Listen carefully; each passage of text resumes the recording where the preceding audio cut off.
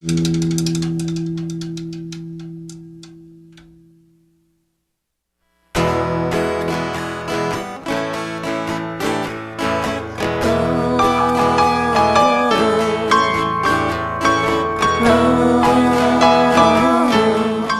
we are at a very special place. It is Casa on the Lower East Side, a place that is in many people's hearts, and we're doing a special day to save Casa because they are in need, and we love to start the show because we have got a lot of entertainers that are all into saving Casa.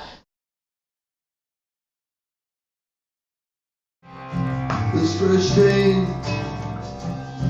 where the picture used to be now.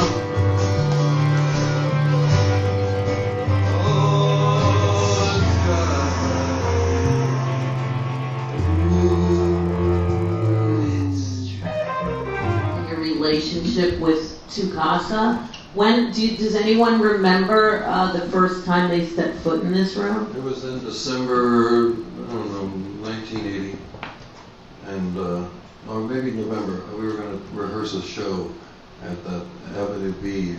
We played with sort of a makeshift thing, and over there with DNA. It was like in the late 80s sometime.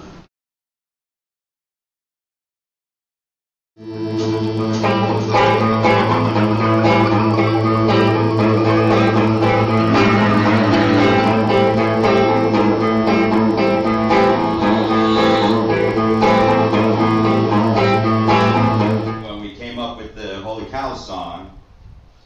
First time we played here at the Casa, we walked out and Mario said, "Oh, you guys are cowboys now."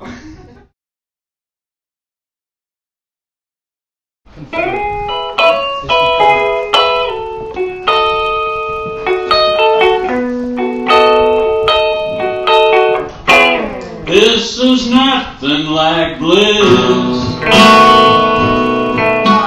Have you been coming here for a while, or? Oh yeah, for several years.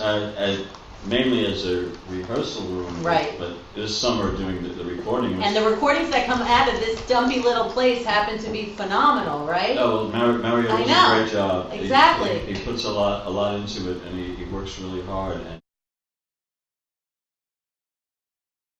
as soon as you heard we were doing something to, It's kind of like the memory that stands out in my mind has much less to do with Casa being a recording studio than it being a very important part of the community that we lived in. I'm hearing you're just came in town. Where just are for you? this. Really? Just for this. Oh my God, that's huge. That's how much Mario and Casa mean to me. I think that Casa is equal to CBGB's as far as being an icon of the Lower East Side and the music scene.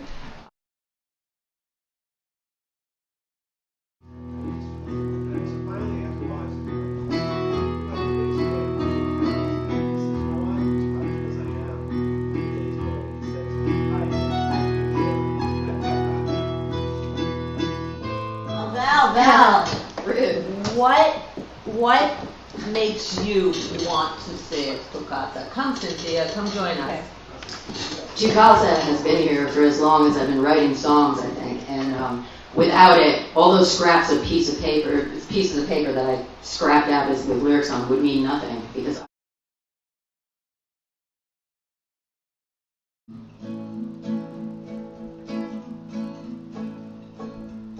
I was walking by, banks of a river, better told.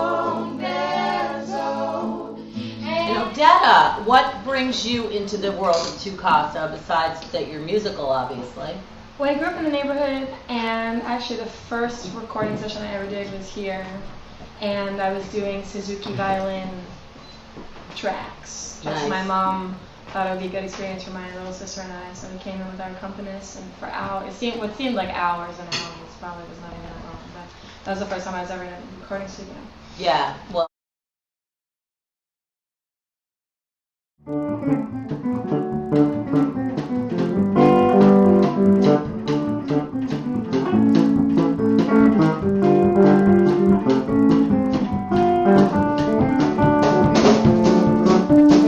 if you could save Casa, what would you do? I mean, it's just like, man, for 30 years, it's such a great spot, and I mean, there's so many people who, like, if they just came here, they would love this place just to rehearse. And it's not like any of the rooms, it's not all sterile and carpeted, and there's like, the amps all have character, and sometimes it sounds good, sometimes it don't, and I love it here, though. Are you a friend of Tu Casa? Yes, I am. And you're Joe Mazza? Yes. And what kind of friendship do you have with Tu Casa? Why is Tu Casa near and dear to your heart? Well, apparently it's a place that's provided space for a lot of the musicians I've been seeing over the years, for the last 30 or so years.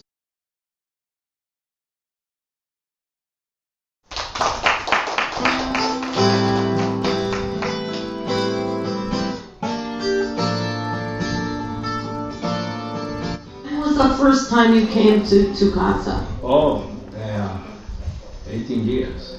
Wow, Yeah, really? yeah. The manager of the first person, the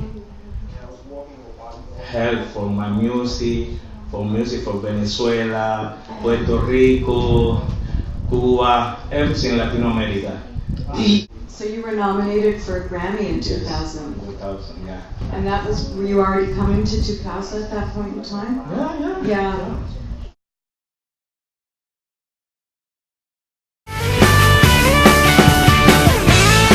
Hello, hello. Hey, so Jesse, you are definitely a living legend in this neighborhood, and have a lot of history with Tu Casa as well. And you've been doing music for, I think, longer than it looks, because you don't look old enough to have been doing music for as long as you have. Thank It's you. like, what's your secret? I started when I was 12, so that was the thing. I started really early. I first rehearsed here, I think, when I was 13 years old. Okay. And I think the rates are probably similar, and almost the same as they were. The room looks The a room little hasn't different. changed. Yeah, a lot of things are really similar. That's why this is so great that Tu Casa continues, and so much in this neighborhood has gone through, what the gentrification or whatever. Yeah. And to have a place, have Mario here, and you can walk in and go like, all right. For all different periods of my career, I've come here from the beginning, when I was in Heart Attack, a hardcore band, to when I was making my first solo record, when I've come here for pre-production. Here with more Saving Tu Casa with a local hero, Joff Wilson.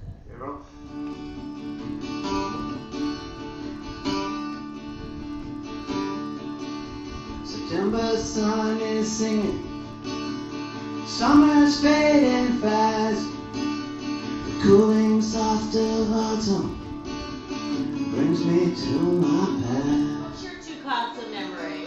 My Tu Casa memory.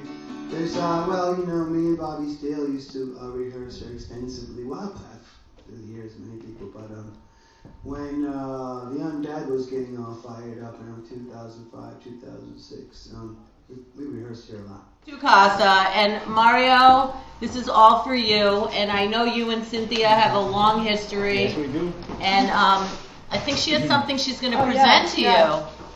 Mario, for all the years that you helped the B-Girls and all the other bands like El Futuro, Ivan Julian, the Voidoids, Cynthia Slay, Jesse Mallon.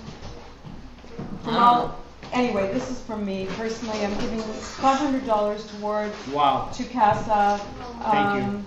Just to start the campaign off. Thank you so and much. And we're hoping that other people will come forward and also contribute. Thank you so much. Yay.